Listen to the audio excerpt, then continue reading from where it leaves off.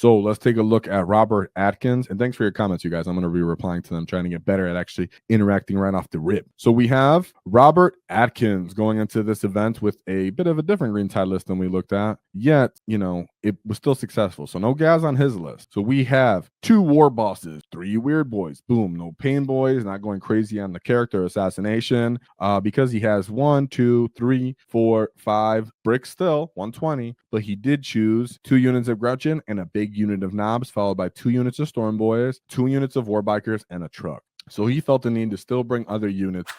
It could be because he was trying to get turn 1 cleanse and deploy. That's why he went for all of these things. But you would think if you're running a green tide, you're going to be using a fixed secondary setup. And I think a Snickrot and 2 Storm Boys or 3 Storm Boys is kind of good for that. And that's where Mandos could still come into play in my idea. But as for this list, he chose to go for more killy. 1 unit of Knobs, though it may be very killy to elite infantry, it does have an issue against reduced damage 1 and anything like toughness 12, 11. You're winning them on 5s. You're still only hitting on 3s with no rerolls in the green tide. So I do wonder how influential that big knob unit is if it's there to stay as we look into these matchups. So right at the rate, you can see he get 2 98-point wins. So let's see the first game that he went into. He had Chaos Space Marine, Master of Executioners, another Master of Executioner, triple Master of Executioner, Cultist Mob, Legionnaire, Double Rhinos, Bikers, Chosen, Obliterators, Possessed, 2, 3 Venom Crawlers, very good for their cheap points, from my opinion, Nurglings, and then Erotigus. Now, why Erotigus is actually interesting for all of you Ork players to be aware of is Erotigus has an ability to reduce OC or put OC in half, and it's a 6-inch aura, and he's a great unclean one, so he's pretty massive, meaning he can actually be stuck near the middle of the table and say -2 OC, minus OC to your boys, and they're all 1 OC. So very interesting in this matchup that he had it. How could he use it? Well, he has to get there first with the boys and quick enough. And why I say first is because, sure, he might get close enough to the front unit, but you want to stack 2 units of these mobs of boys you have on 1 objective. That way you have the saturation there, and the enemies can't necessarily focus both units down at the same time. And even if they can't really find their bases way onto the objectives, you want to have layers to it. And when they do, there's a chance that the second one didn't get -1 OC. But keep in mind, great unclean ones are a thing, and so is rotting. This guy did bring some good tools, I think, that could have worked into the green tide, such as Possessed. Venom Crawlers are cheap to just get up in there. They don't really kill anything. A big unit of Chosen for jumping in and just chewing you down. But if you do get in fight, green tide, and you're running just basic power armor with 3-up armor saves, and you're like a T4, T5, you can still get chewed through. You can very much still get chewed through against Orks in the green tide, just through pure volume of taking saves. And Robert Atkinson that put in that up. I really do want to know what happened with people going first. I think that's a huge factor, is sometimes even with the green tide too. So Dread Clown, how do you balance a detachment without crippling others? You would put restrictions on maybe some of the units so that you can't bring maybe the redundancy of the same characters. That's a whole changing just 40k rules as a whole. But if you could say you could only bring 1 war boss and mega armor, that'd be an interesting way to not make mega knobs have to cost 50 points per model. But it's also a way that you could just still use 1 unit in another detachment, get the value, but then be hindered to, bully boying a bunch of them. But then you kind of cripple the detachment, right? So it's hard to say, but I would say in a weird way, the best thing GW could do that they never do is they do have rule of 3, which was introduced or kind of recently in all of 40k. If you look at it as a whole, what you do from there is you now limit the character restrictions, and you make it a little bit more stringent and exclusive. That way it's harder to just 3 same units, 3 knobs, 3 war bosses, 3 war boss mega armor. And then GW is like, all right, 20 points to your war boss, 20 points to your war boss and mega armor. The whole attachment's dead, lost the combos and other detachments, hindered your whole book throughout, and then you lost a balanced tool, just like when we lost the beast boss by going up 20 points, which what GW does because it's easier that way. But it's not the optimal and intelligent way to do it. But who said GW likes to be intelligent?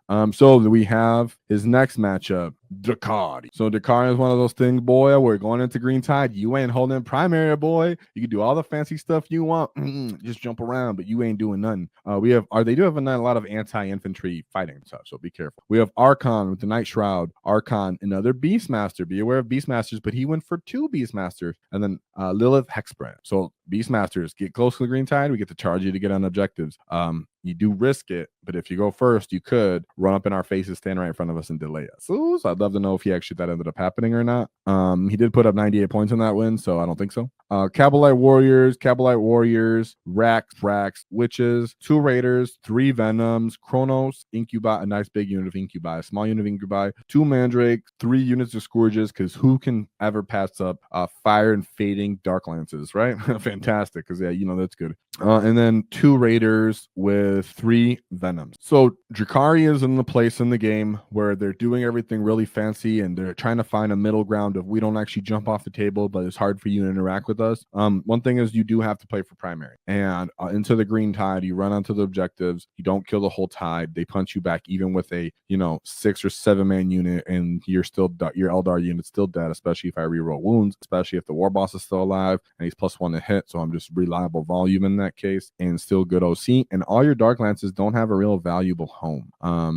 The knobs you would see in this matchup maybe come into play, but what's giving you the return on punching other than reliable punching for the knobs? If you can get into the Incubi, maybe the knobs would be nicer there. It's just one of those things where I'm just thinking for the knobs, do they really make a huge factor into these games, into them winning or not? That's what I really am trying to understand.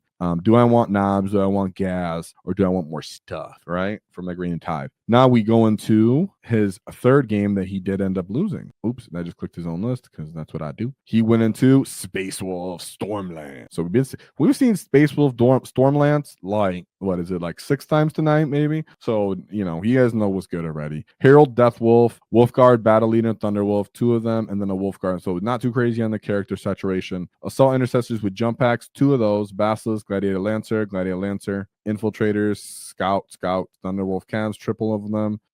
2 small units of Wolfen. So this is the same guy that went into, he went into Jacob, did he? Yeah, he went into Jacob in, let's see, Jacob got him round 3, but who did Robert get round 3? He got another guy. No, he got the Chaos Space Marine, and that's what we're looking at. I clicked the wrong thing, guys. He was going into the Chaos Space Marines. That's right. I was like, something was wrong there. He didn't go into Space Wolf. We already went over that. That was the other get. Robert Atkins went into the Chaos Space Marines. Now, this is why Chaos Space Marines are still on the list, because lethals are very important to the meta, and so are sustain. Well, guess what? Chaos Space Marines can do both, and they can bring volume. So let's see what kind of volume they brought for the green tide. So we have Cypher and then Harkon World Claimer. Super cool. He's like their version of Zagstruck that we don't have anymore. He's like a big dude with the jetpack, and he'll be important in what we'll see in a bit. Cultist, Mob, Legionnaires, because they're so cheap. Chaos Bikers, because they come on and off tables. Chaos Predator with the auto cannon. That's pretty decent. The Vindicators, boys. Vindicators are everywhere right now in the meta. They can shoot while they're still in combat. Very important for you to be familiar with them and know what they can do.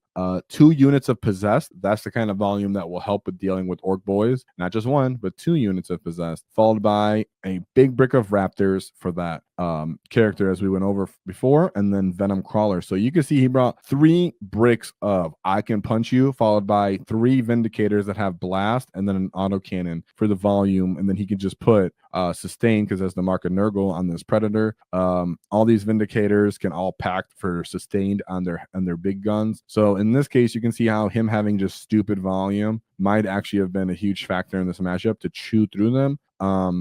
These guys, and these Possessed are fast. I believe that you move 9 inches, so they can cover the table, advance and charge, get stuck in with you, and start beating you up and kind of clog you up if you don't really get fast enough off the table into that. So Robert did end up getting chewed up by the Chaos Space Marines, only having a 50 points to the Chaos Space Marines 93 points.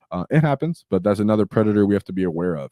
Not that all of this will have that, but as we'll start finding out, there are factions that will start teching to big killy things. And so how long the green tide lasts will be up to see, but it's something to be aware of, because people are looking at Bully Boys and green tide right now. And they're all looking at Space Wolves, which you got to kill them to get them off your tomb. So now we look at the same Death Guard player who had to go into both Ork green tides, and he lost to both of them. So he did have a good list, very solid list. I just do wonder what he was doing with his Nurglings. So we have Mortarion, Typhus, 2 Biologists, Putrefiers, 2 Foul Blightspawns, 2 big bricks of Plague Marines with all the fixings for criticals, for fight first. Then we have 2 Death Shrouds, a Death Guard Land Raider with las cannons, 2 Plague Burst crawlers, a Rhino, and then 3 Nurglings. So it's like I said, with the Nurglings, was he choosing to leave them near his, Death Shrouds or near his Plague Marines, and then just be like, well, now you're -2 to hit, essentially, because -1 to your weapon skill, and then -1 from the Nurgling, or did he take the risk, put him on the line, hope to go first, and choke up the Green Tide? Really interested to see how you play with those Nurglings. I think it's a big factor to a great Death Guard player. But I actually do think this is a pretty good list, which is what's hopeful about him them winning. But since it was the same guy, and I don't know what he did, and there is food for thought, that Death Guard are still seen as one of our hard matchups. So be aware of the Death Guard, as when they're played to their optimum efficiency, they can hurt you. But I kind of have a feeling that they do a little better into bullies because they're going elite and they can kind of throttle their damage into you and kill you. As for Green Tide, they're just kind of hoping you don't make enough saves and then clap them back, because you don't need all the overkill to kill Plague Marines and such. You still have the dumb volume compared to like Mega Knobs with twin kill cells. If they're stacking -1 weapon skill and -1 to hit, hitting on 5s maybe, it's just And of course, you have the Death Shrouds actually fight pretty good into boys because they have anti-infantry Plague Spurs and then they sweep. So, very interesting, right? Very interesting that he did lose twice to them. Maybe it was just a lot of orcs from to deal with, but I do wonder how he played that. I still very much know and believe the Death Guard are a hard matchup. And it was his lowest scoring win. If this is not one of the lowest scores you've ever seen, 39 points going into the Death Guard list. So by no means is it an easy matchup. I'm sure Ed learned, but 39 points is a very, very low score, and Robert still got the win. So I don't mind it at all. Then last but certainly not least, he went into Grey Knights again. We have brother Captain Stern, Librarian, Tech Marine, 3 Nemesis Dreadlight Masters, a Purgation Squad. Ooh, nice shoot, man. A Land Raider Banisher, and then 3 Dread Knights, Avasaur Assassin, boom, bada bing. He went all Dread Knight spam. The one thing for Dread Knight spam is you do have to come play the game. You do have to come play the primary, and only one of your Dread Knights is getting Armor of Contempt. The rest are just getting punched up on, and it's just, can you chew through us fast enough? I do still like to believe that the Orc player probably went first in this matchup, and you just kind of run them down. You got to run them down and clear up the space so they can't drop on the objectives. Of course, Scrambler fields can be a factor against them, but if you just throw your Weirdboy up the field on them, run up your mobs into the other part of the field, fill it up, you're just like, well, try to score your secondaries. I'm going to keep primary. Even if you chew me off one, I'm still scoring and you're still not scoring as optimally as me. But it does seem to play that the Dread Knights are a little bit falling to the wayside with the point increase, and I'm not sure Grey Knights will have the tools to really beat both versions of the Orc list. I really wonder what they're going to start going into, because there are ways to get around the Orcs. I mean, the Assassins making you vecting or increasing the strat increased cost, will be a big factor into Orcs, because Dread Mob hates that, and Orcs in the whole hate when you can take that to their battle tactics. So let's see. Oh, and that's it for Robert Atkins, by the way. So shout out to Robert Atkins going 4-1 for his Green Tide list. I love to see it, and I really just want to know from all these Green Tide players, anybody playing Green Tides in the comments, let me know what you think about adding a killing unit to your list. Is it even worth it for the points? Is it necessary so the enemy doesn't have full potential the whole game? I'm very interested in battle wagons and such too, but for sure it seems like you need 120 boys, or at least over 100, right, give or take, to really fill up a Green Tide list to its efficiency. If you enjoyed the clip, check out the full video here. If you'd like to see more tactics, click here. Let's get stuck in, lads!